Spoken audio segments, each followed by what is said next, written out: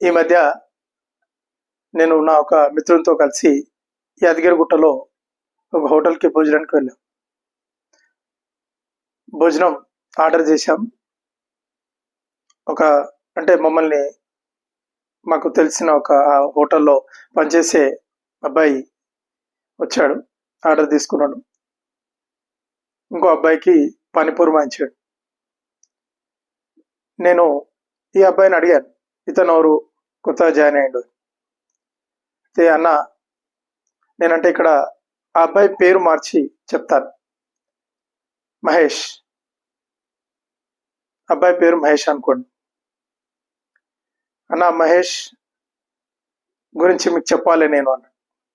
ఏంటి తమ్ముడు చెప్పు అని. మహేష్ డిగ్రీ పూర్తి చేశాడు హైదరాబాద్లో ఒక కాలేజీలో. ఇంటర్ నుంచి తనతో పాటు చదువుకున్న రజియా అనే యువతితో పెళ్లి చేసుకోవాలని అనుకున్నాడు అన్న మహేష్. కానీ ఏమైంది అంటే, రజియా ఇంట్లో విషయం తెలిసి మహేష్ని ఒకసారి ఒక చోటికి రమ్మని పిలిచారంట. పిలిచి ఒక డాబా పైన మాట్లాడదామని తీసుకెళ్ళి అక్కడి నుంచి మహేష్ని నెట్టివేయడం జరిగింది. నెట్టేస్తే మహేష్ 2 సంవత్సరాలు కోమాలో ఉన్నాడు.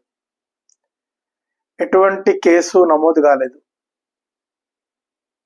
ఈరోజు మహేష్ తన పని తాను చేసుకోవడం ప్రారంభించి కేవలం 2 నెలలు మాత్రమే మెల్లగా నడుస్తున్నాడు. ఇంకా శరీరం పూర్తిగా సహకరించట్లేదు. కేవలం 25 సంవత్సరాల యువకుడు.